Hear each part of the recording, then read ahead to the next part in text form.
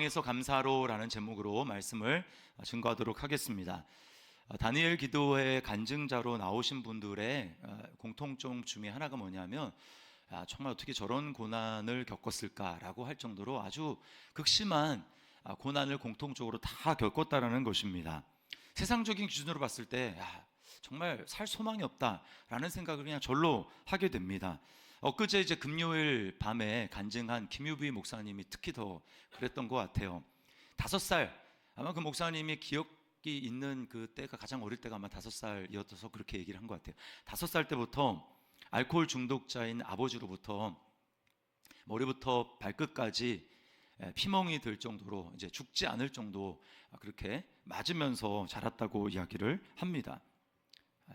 그것만 해도 굉장히 큰 어려움인데 이제 그런 남편과 못 살겠다고 그 어머니가 초등학교 때 친구 집에서 놀라고 하고 말을 해주지 않고 이제 짐을 챙겨서 집을 나가 버린 거죠. 폭행하는 아버지의 어머니로부터도 버림받았다라는 그 큰 상처를 가지고 살아가는 것입니다. 제가 이제 다니엘 기도에 참여하는 그런 분들 이렇게 이야기를 나누면서 무슨 얘기를 하냐면 목사님, 저는 저만 어려운 일을 당한 줄 알았는데 그분들 이야기를 들으니까 제가 당한 어려움은 어려움도 아닙니다 라고 그렇게 고백하는 것을 들었습니다. 여러분, 그렇죠. 우리가 내 어려움이 가장 크다고 생각하는 게 보통 인지상정 아닙니까? 그런데 그런 분들의 이야기를 들으면서 내가 하나님 앞에 할 것은 감사밖에 없구나라고 하는 생각을 더 하게 되는 것입니다.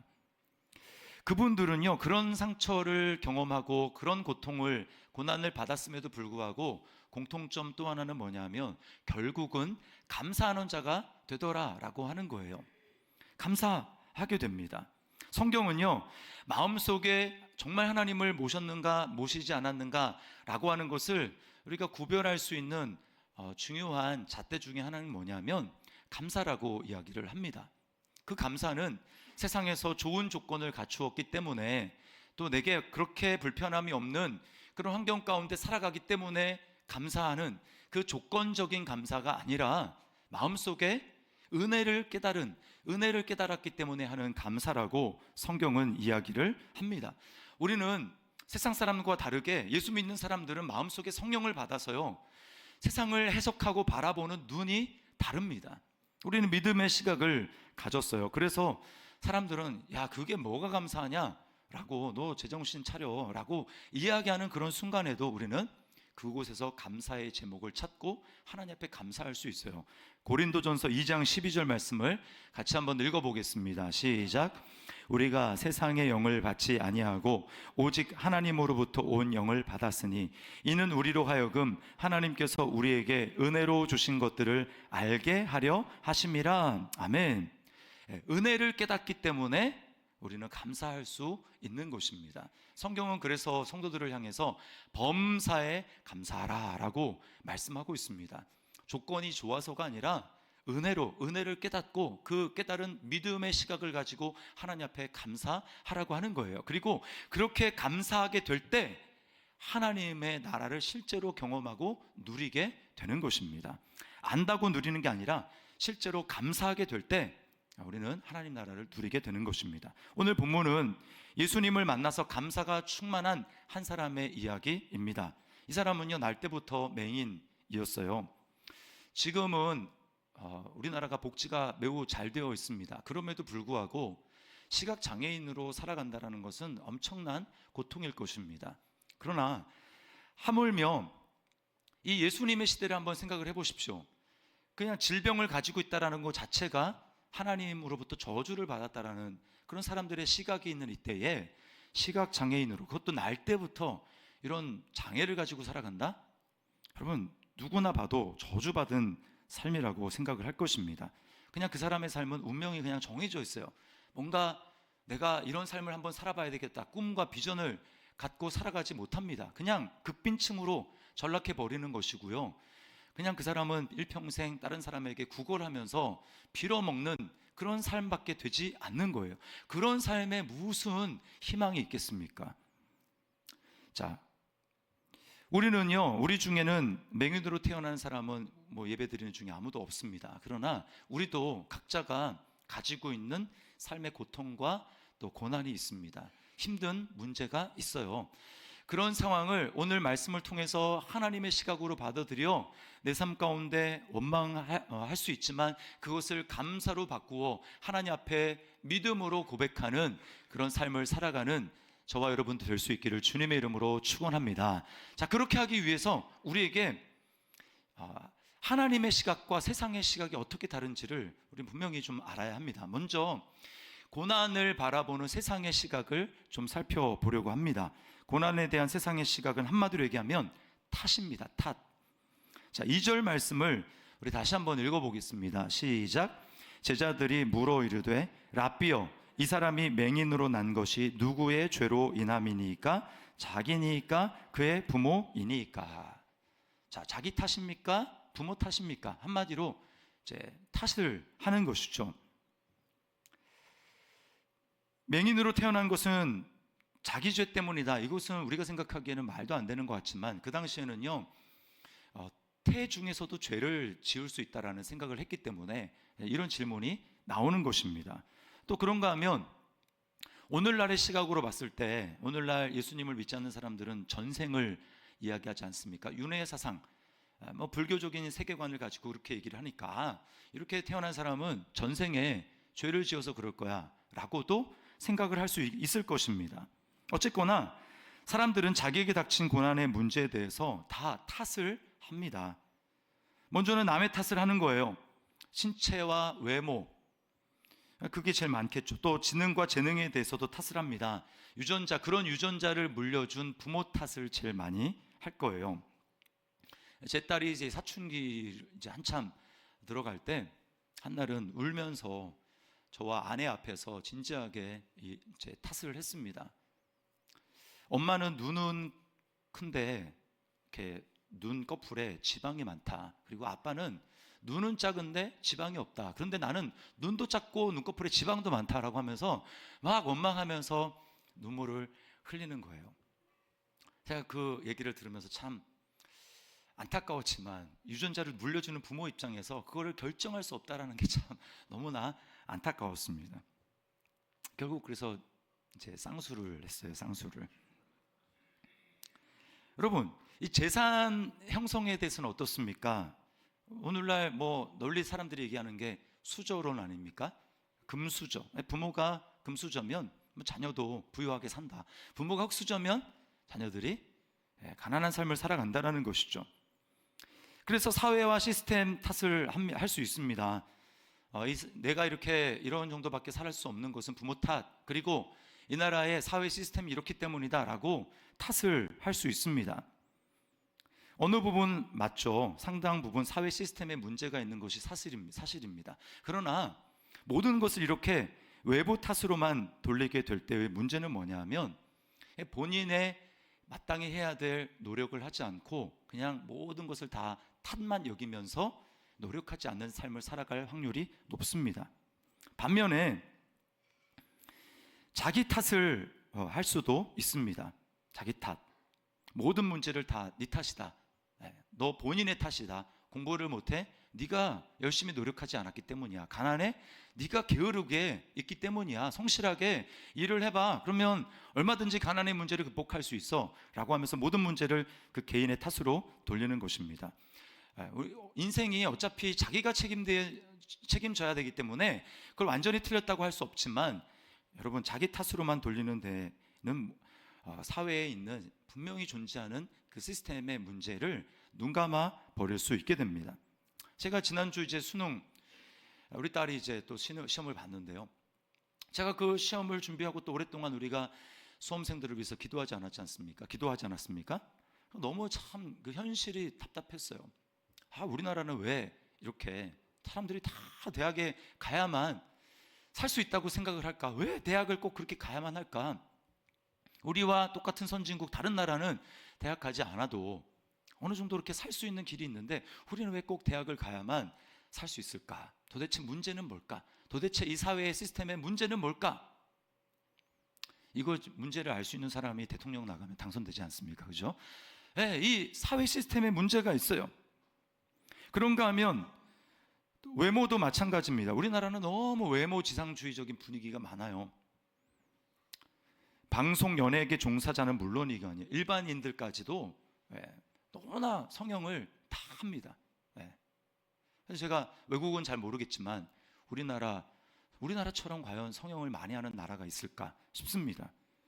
중고등학생들 보십시오. 여러분, 그냥 교복 입은 모습 자체만 봐도 그냥 빛이 나지 않습니까? 그럼에도 불구하고 아이들이 거기다가 화장을 또 이렇게 합니다. 초등학생 때부터 화장을 해요. 여러분, 이런 사회 분위기는 분명히 잘못된 것입니다. 그런데 이런 사회적인 분위기, 뭔가 시스템, 이런 것을 잘못을 바로잡으려는 노력 없이 무조건 못생겼으면 네 탓이다, 못생긴 건 죄다, 성형을 해라, 이렇게 한다면 사람을 낙오자로 소외시키고 만드는 것입니다. 여러분, 왜 이런 탓을 할까요? 하나님이 없는 세상 속에서 눈에 보이는 곳에서 뭔가 답을 찾아야 되는데, 답을 찾아야 되기 때문에 다 뭔가 희생양을 만들고 그렇게 해서 사회를 통제할 수 있다고 생각하는, 그것 때문에 사람들은 다 탓을 하는 것입니다. 자, 그렇다면 고난에 대한 성경적인 시각은 무엇일까요? 자, 여기에도 두 가지가 있는데, 하나는 소극적인 것이고 하나는 적극적인 것입니다. 고난에 대한 성경의 소극적인 시각은 뭐냐면, 우리 모두는, 사람들 모두는 자기가 지금 누리고 있는 그런 축복을 누릴 만한 자격이 없다라고 하는 것입니다. 자격이 있어서 이런 축복을 누리는 것이 아니라는 거예요. 예수님이 그 공간복음에서, 누가복음에 이런 말씀을 하십니다. 예수님에게 누군가 이제 사고 소식을 알려주어요. 예루살렘에 있는 실로암 망대가 무너져서 거기 깔린 사람들이 18명이나 죽었습니다. 이런 소식을 예수님께 전해줍니다. 그 예수님이 그 말씀을 듣고 이렇게 말씀을 하세요. 그럼 너희는 예루살렘에 사는 모든 사람들이, 살아남은 사람들이 그 사고를 당한 18사람들보다 죄가 없어서 그렇게 살아남은 줄 아느냐? 아니다. 너희도 회개하지 않으면 다 그와 같이 망한다 라고 말씀하는 것입니다. 예수님이 거기서 말씀하시려는 핵심은 무엇입니까? 사고당한 사람이 죄 때문에 그런 것이 아니라는 거죠. 그리고 우리 모두가 죄인이기 때문에 그 죄만을 가지고 본다면 내가 이런 축복을, 이런 삶을 누리며 살아갈 자격이 있어서가 아니라는 거예요. 그래서요, 제럴드 시처라는 목사님이 있습니다. 이 목사님이 하나님 앞에서 울다 등 여러 가지 책을 쓰셨는데, 어느 날 고속도로를 운전하며 가는데, 그때 이제 술을 만취한 사람이 중앙선을 넘어서 와서 정면 충돌을 합니다. 그리고 그 자리에서 목사님의 아내와 3자녀 중에 2자녀가 죽었어요. 직사했습니다, 현장에서. 그러면서 정말 하나님을 믿지만, 신실하게 믿지만, 고통의 그 터널을 통과해 가는 과정 가운데 하나님 앞에 심각한 질문을, 고난에 관한 질문을 던지면서 목사님이 깨달은 질문은 뭐냐면 이거예요. 사람들이 하나님께 던지는 질문이 잘못됐다라는 것입니다. 많은 사람들은 고난이 내게 닥쳐오면 하나님 왜 저입니까? 왜 내가 이 고난을 당해야 됩니까? 라고 이야기를 하는데, 그 목사님은 그 질문이 잘못됐다고 얘기를 합니다. 우리는 마땅히 이렇게 질문해야 된다는 거예요. 고난이 없을 때, 내가 고난이 없는 그냥 일상의 삶을 살아가게 될 때, 고난을 당한 사람들을 바라보면서 하나님 왜 내가 아니고 저 사람입니까? 라고 물어야 된다는 거예요. 그 고난의 문제가 나와 상관없는 문제가 아니라 내가 될 수도 있다는 것이죠. 그런가 하면 더 중요한 것은 고난에 대한 성경의 적극적인 시각입니다. 그것은 고난을 통해서 하나님이 하실 일이 있다라는 겁니다. 고난을 통해서 하나님의 영광을 드러내기를 원하신다라는 하나님의 뜻이 있다라는 거예요. 3절을 우리 같이 한번 읽어보겠습니다. 시작. 예수께서 대답하시되 이 사람이나 그 부모의 죄로 인한 것이 아니라 그에게서 하나님이 하시는 일을 나타내고자 하심이라. 아멘. 예외가 없습니다. 우연도 없습니다. 내게, 여러분 예수님을 믿는데 여러분 가운데 정말 힘든 어려움의 문제가 닥쳤습니까? 고난이 닥쳤습니까? 이해가 안 됩니까? 오늘 주님의 말씀을 들으십시오. 그에게서 하나님이 하시는 일을 나타내고자 하심이라. 즉 너의 그 고난을 통해서 나의 영광을 드러내기 위함이라고 주님이 말씀하는 거예요. 그것은요, 재수가 나빠서 운이 없어서 우연히 내게 찾아온 불청객이 아니라 하나님이 그 삶을 통해서, 그 고난을 통해서 하나님의 영광을 드러내기 위해서 허락하신 고난이라고 하는 것입니다. 여러분 믿습니까?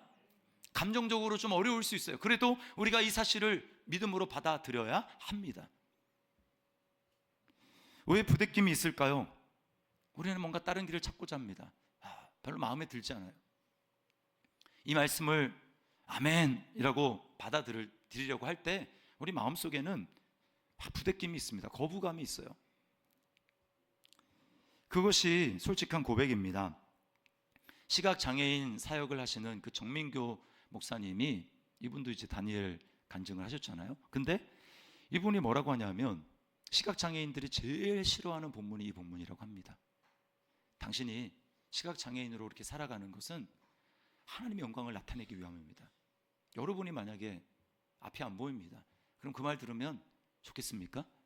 저라도 싫을 것 같아요. 받아들이기 어려울 것 같습니다.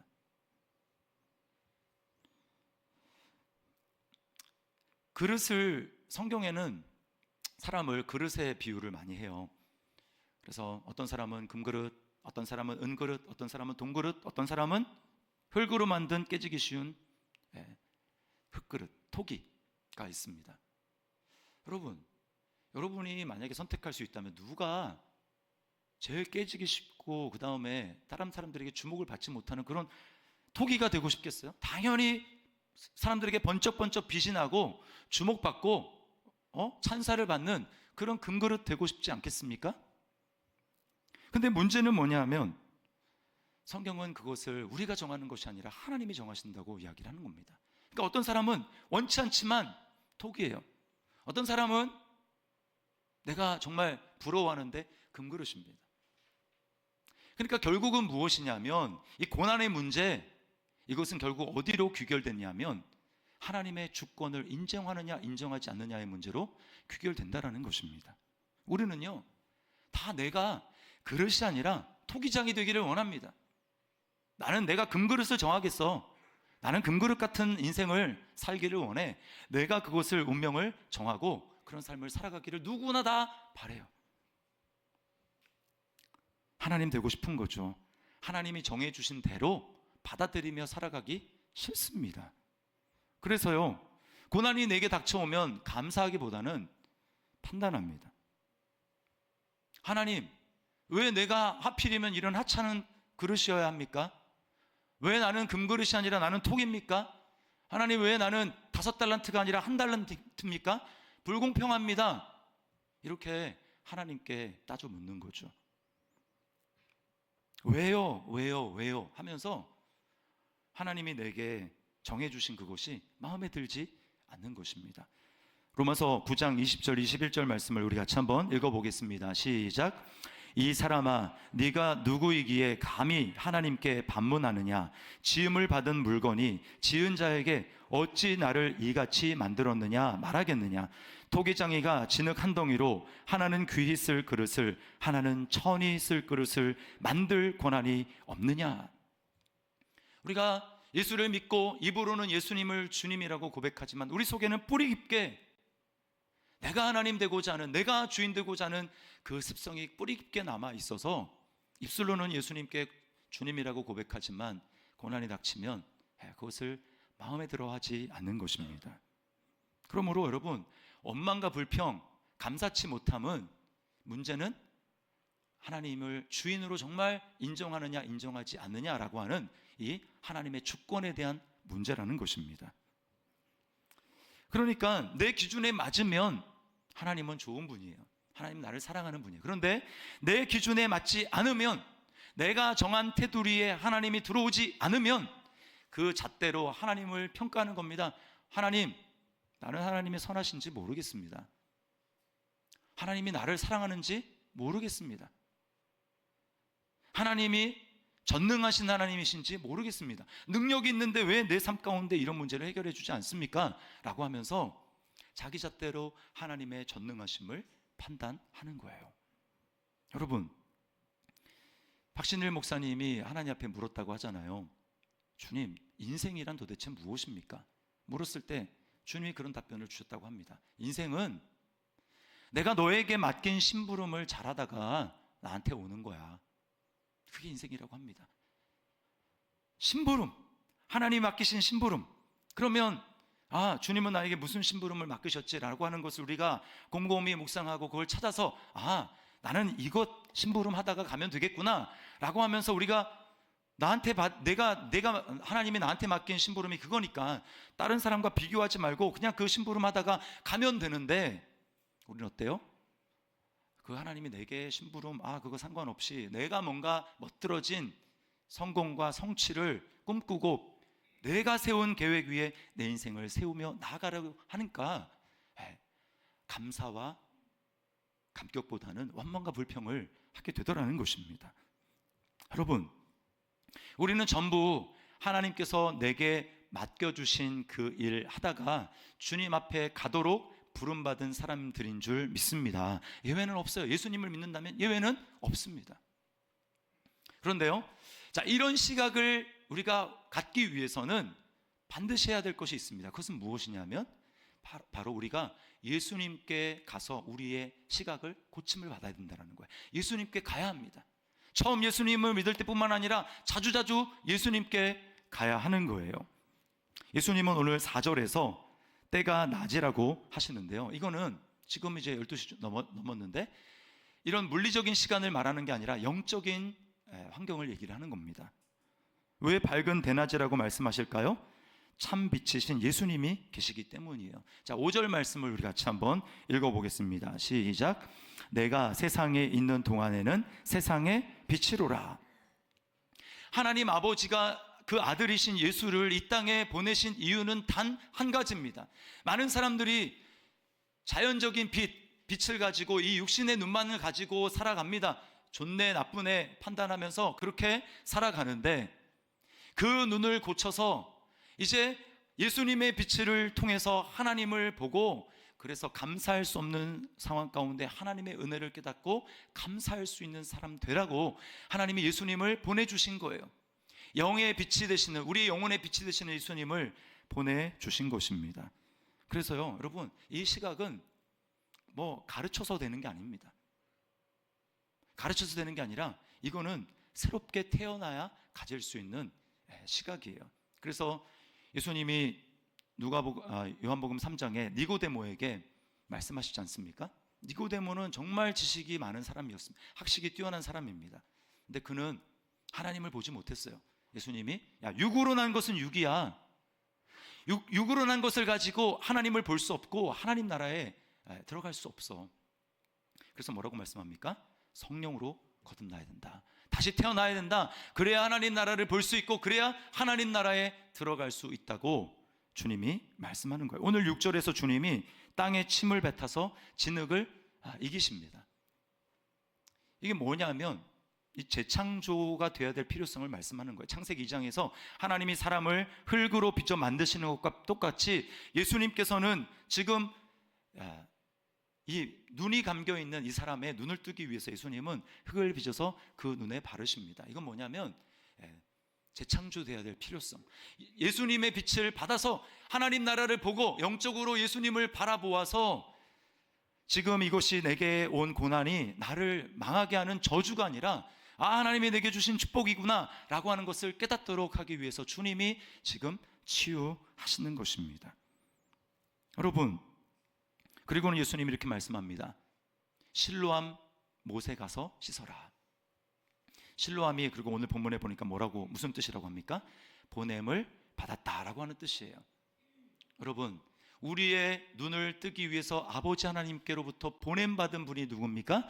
그분이 바로 예수님이죠. 그래서 실로암 못에 가서 씻으라 라고 하는 말은 너희 가운데 하나님을 볼 수 없고 너희 가운데 하나님 나라를 볼 수 없는 그런 사람들은 예외 없이 실로암 된 나에게서, 아버지로부터 보냄받은 나에게로 와서 씻어야 된다. 나를 만나야 된다. 나에게 치료를 받아야 된다라고 주님이 말씀하는 것입니다. 여러분, 예수님이 지신 십자가를 생각해 보십시오. 사복음서 공통적으로 예수님이 십자가를 질 때 어떤 현상이 있었는지를 기록하고 있습니다. 온 땅에 어둠이 임했다고 얘기를 해요. 왜 온 땅에 어둠이 임했을까요? 죄로 말미암아 우리가 하나님을 볼 수 없고 우리가 하나님 나라를 볼 수 없는데, 그런 우리의 죄를 예수님이 대신 다 짊어지시고 뒤집어 쓰시고 십자가에 달리셨기 때문에 예수님이 하나님을 예수님처럼 명확하게 보며 사신 분이 없습니다. 산상수훈의 마음이 청결한 자는 복이 있나니 그들이 하나님을 볼 것이며 라고 말씀하잖아요. 예수님은 죄가 하나도 없으신 분이기 때문에 하나님을 분명히 볼 수 있는 분이었어요. 그러나 십자가에 달리신 예수님은 달랐습니다. 우리 모든 죄를 다 짊어지시고 십자가에 달리신 예수님은 영적인 맹인이 되십니다. 이제 더 이상 아버지가 보이지 않습니다. 하나님이 보이지 않습니다. 하나님의 음성도 들리지 않습니다. 그렇게 하신 이유는 영적으로 맹인되어서 죄 때문에 하나님을 보지 못하는 저와 여러분을 위해서 예수님이 십자가에서 우리에게 빛의 교환, 시력의 교환을 해주신 겁니다. 이제는 너는 내 안에서 아버지를 보며 살아라. 이제는 너는 내 안에서 남들이 보지 못하는 눈을 가지고 하나님이 하시는 일을 보며 살아라 라고 우리에게 말씀하시기 위해서 예수님이 십자가에 달리신 것입니다. 그래서 우리 아까 찬양을 했지만 어메이징 그레이스에 보면은 후렴에 이렇게 하지 않습니까? I once was lost, but now I'm found. Was blind, but now I see. 한국 가사로는 광명을 얻었네라고 했지만 좀 명확하지 않아요. 전에 내가 눈먼 자였지만, 앞을 볼 수 없는 자였지만, 영적인 눈먼을 얘기하는 겁니다. 하나님도 알지 못하고 천국에 있는 것도 알지 못하는 그런 눈먼 자였지만 이제 예수 그리스도로 말미암아 내가 보게 되었습니다. 이제는 하나님이 보입니다. 이제는 하나님이 나를 위해서 일하고 계시는 것을 내가 볼 수 있습니다 라고 우리가 고백하는 것입니다. 예수님 안에서 저와 여러분이 이런 시각을 다시 되찾게 되었다는 것을 믿으시기를 바랍니다. 이제는 남들이 원망하고 불평할 만한 그런 환경에 처해도 우리가 하나님 앞에 믿음을 가지고 감사할 수 있는 존재가 되었어요. 아까 그 김유비 목사님 이제 사춘기가 되어서 고등학교에 들어갔는데, 여러분 어렸을 때부터 그렇게 막 고난을 당하고 막 버림의 상처가 있고 이런 사람들은요 일평생 싸워야 됩니다. 계속해서 부정적인 그런 생각들이 계속해서 사단이 심어줘요. 고등학생이 됐는데 어떤 내면의 소리가 계속 들리냐면 죽어라 죽어라, 너 같은 인생은 필요 없다, 넌 잘못 태어났어, 누구도 네가 태어난 걸 원하지 않았어, 반기지 않았어, 그러니 죽어, 그런 소리가 들리는 겁니다. 환경도 그렇지 않습니까? 무슨 소망이 있습니까? 그래서 자살을 결심합니다. 시골에 밤에 그 은행나무 이제 목을 매서 자살하려고 평상시에 이 그 밧줄을 매듭하는 연습을 아주 많이 했다고 해요. 캄캄하게 가로등도 없이 그 밤에 매듭을 묶고 이제 자살하려고 합니다. 근데 이제 문제가 생겼어요. 매듭을 묶고 이제 딱 넣으려고 하는데 이 목사님이 머리가 너무 큰 거예요. 그래가지고 안 들어가는 겁니다. 그래서 너무 짜증났다고 해요. 야, 나는 진짜 죽으려고도 내 맘대로 죽을 수가 없구나라고 하면서 너무 서러가지고 목을 넣어서 엉엉 우는데, 그때 꿈인지 생신지 어떤 환상을 하나님이 보여주십니다. 자기가 5살, 아버지가 속옷만 입고 땀을 뻘뻘 흘리면서 자기를 막 폭행하고, 자기는 맞아가지고 지금 정신을 잃고 쓰러져 있습니다. 피투성이가 돼서. 근데 그 자기 뒤로 흰옷을 입은 밝게 빛나는 분이 계시는 거예요. 딱 순간 그분이 예수님이라는 걸 알았습니다. 그리고는 더 악에 받쳐서 막 예수님을 저주하는 거예요. 당신 거기 있었냐고, 있었는데 나를 도와주지는 못하면서 그냥 쳐다보고만 있었냐고 하면서, 그런 당신을 저주한다고 하면서 막 저주를 쏟아붓고 있는데, 그때 주님의 음성이 들립니다. 주님이 이렇게 말씀하는 거예요. 유비야, 조금만 버텨다오. 내가 너를 상처 입은 한 사람에게 보내고자 한다. 그들의 아픔에 공감해다오. 그들의 상처를 외면하지 말아주렴. 내가 그들의 아픔을 함께하기 위해 너를 그 가정에 보냈다. 사실 여러분, 이 말씀은 그렇게 위로가 되는 말씀이 아니에요. 다른 사람을 위로하고 상처를 싸매주기 위해서 내가 너를 그 가정에 보냈다. 왜 이 가정입니까? 이렇게 따질 만하지 않습니까? 그런데 그 주님의 음성을 들을 때 이 목사님의 이제 시각이 달라졌어요. 그리고 지나간 상처가 이제 해소가 됐습니다. 내가 재수가 없어서 우리 엄마 아빠를 만나서 이 가정에 태어나고 재수가 없어서 이런 고난을 당한 게 아니라 하나님의 뜻이 있었구나. 하나님이 나를 향한 계획이 있었구나. 라고 하는 것을 깨닫고 목사님이 완전히 거기서 이제 새롭게 됩니다. 그리고요, 제가 이제 찾아봤어요. 그랬더니 이분이 지금 목사이기도 하면서 작가며 책을 여러 권 저술을 했더라고요. 그리고 상담가로 많은 사람들에게 위로와 사랑을 전해주고 있습니다. 유튜브도 운영하는데요. 거기서 보니까 한 2분 정도 되는 짤막한 메시지로 마치 내가 하나님이 된 것처럼, 내가 예수님이 된 것처럼 고난 알지 못하지만 이것을 듣는 고난 가운데 있는 사람들에게 주님의 음성을 대변해서 위로의 메시지를 전하는 그 목사님을 봤어요. 그리고 수많은 댓글들이 달린 걸 봤습니다. 목사님 때문에 오늘 제가 완전히 달라졌어요. 제가 이제 살 소망이 생겼습니다. 살아야 될 이유를 발견했습니다. 힘을 내서 살아보겠습니다. 하고 많은 사람들이 거기서 치유와 위로를 받고 살아가는 것을 제가 보았습니다. 여러분,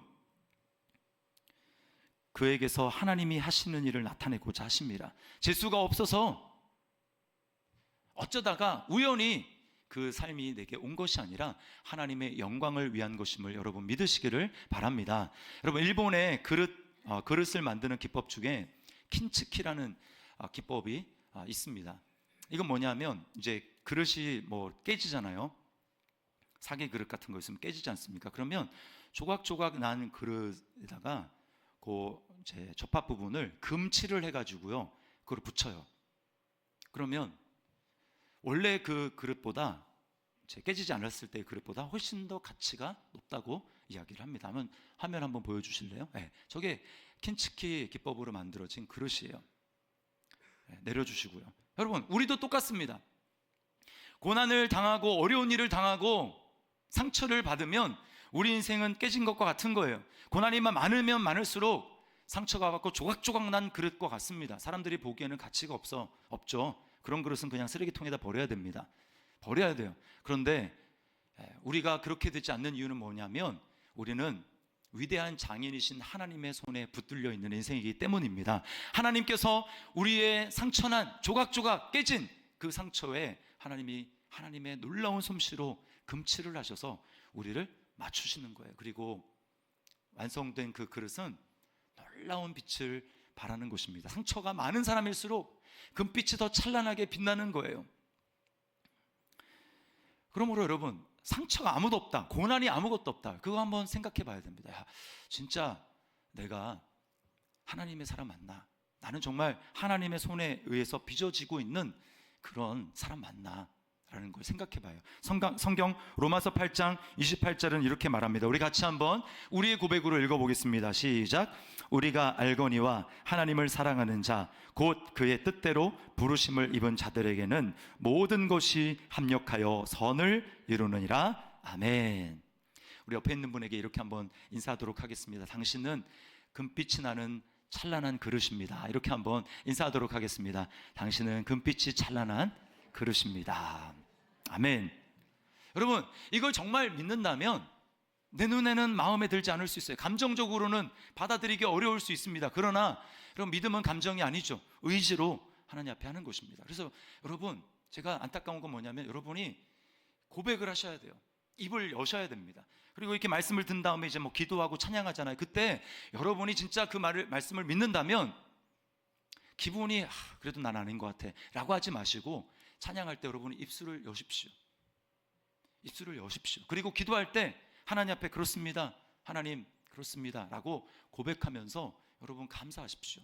여러분의 삶 가운데 이제 앞으로 어떠한 어려움이 찾아온다 할지라도 거기서 원망과 불평은 이제 스탑하시고, 어떠한 상황이 있어도 이해가 안 돼도 감정이 동요가 되지 않아도 여러분 거기서 하나님 앞에 감사하시기를 주님의 이름으로 축원합니다. 감사의 제목을 발견하세요. 억지로라도. 그리고 쓰십시오. 감사 일기를 쓰든지. 그리고 그것을 나누십시오. 혼자만 머릿속으로 아닙니다. 나누십시오. 가족들과 함께 이게 감사하다, 저게 감사하다. 그리고 믿음의 지체들과 함께 모였을 때 자꾸 얘기하십시오. 그 감사가 점점 커질 것입니다. 그리고 또 하나, 아직까지 우리 주변에는 이 빛을 알지 못하고 그냥 주어진 환경 가운데 기쁘면 기뻐하고 슬프면 낙심 가운데 빠져서 절망하는 사람들이 너무나 많이 있습니다. 오늘 주님이 뭐라고 말씀합니까? 나를 보내신 이의 일을 우리가 하여야 하리니, 나를 보내신 일을 내가 하여야 하니가 아니라 주님이 뭐라고 하냐면 우리가 해야 된다고 말씀합니다. 뭐예요?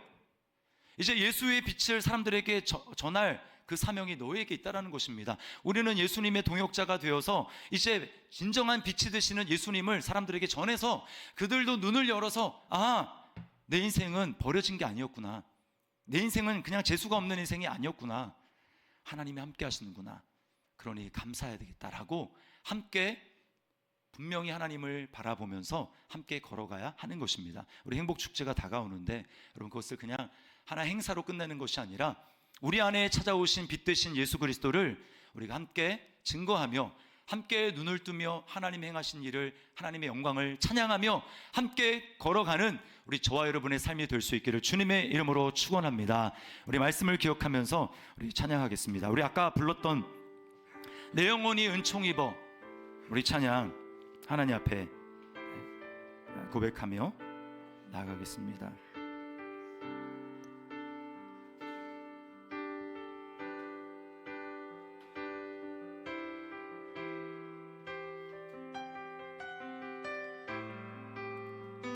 내 영혼이 은총 입어 중한 죄짐 벗고보니, 내 영혼이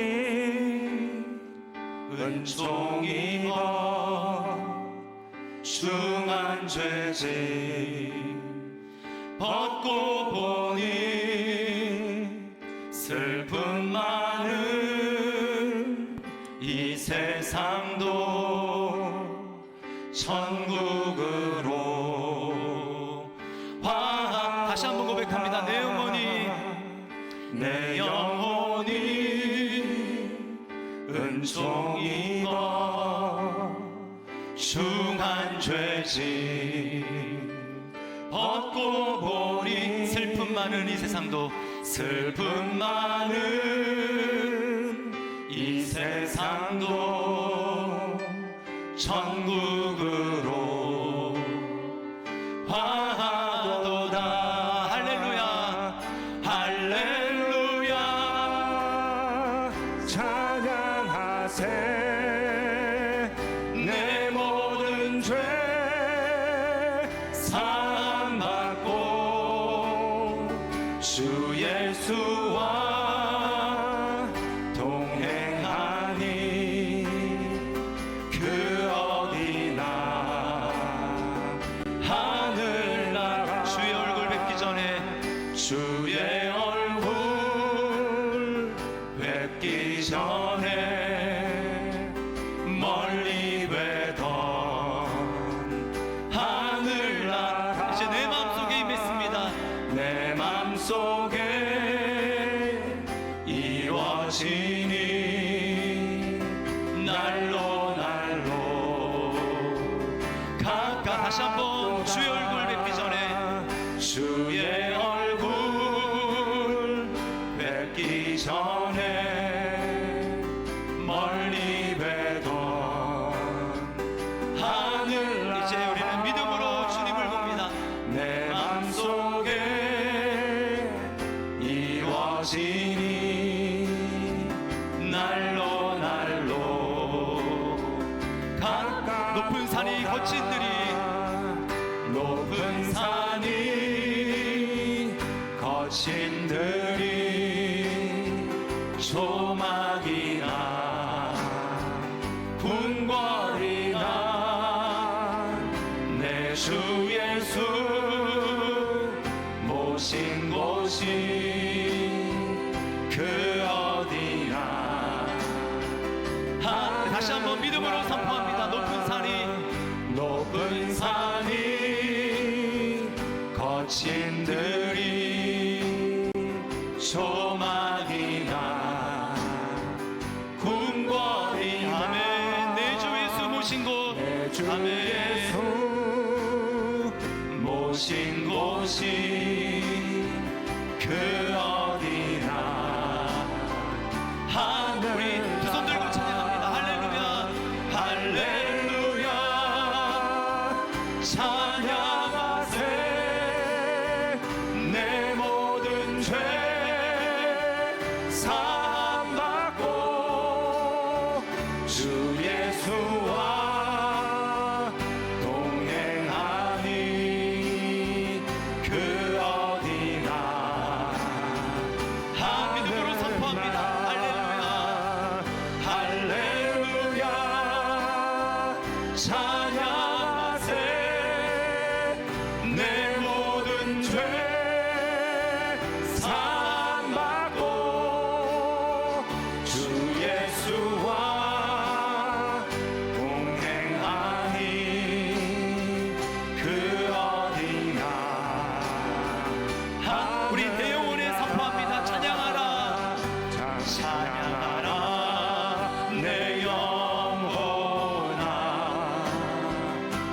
찬양하라 내 영혼 감정이 두려워하지 않아도 내 속에 있는 것들아 다 찬양 감사하라 내 영혼아 감사하라 내 영혼 내가 보기에 좋지 않아 보여도 감사하라 내 영혼아 내 속에 있는 것들아 다 감사 믿음으로 기뻐합시다. 기뻐하라 기뻐하라 내 영혼아 아멘. 주님으로 기뻐합니다. 기뻐하라 내 영혼아 내 속에 있는 것들아 다 기뻐 내 속에 있는 것들아 다 찬양하라 내 속에 있는 것들아 다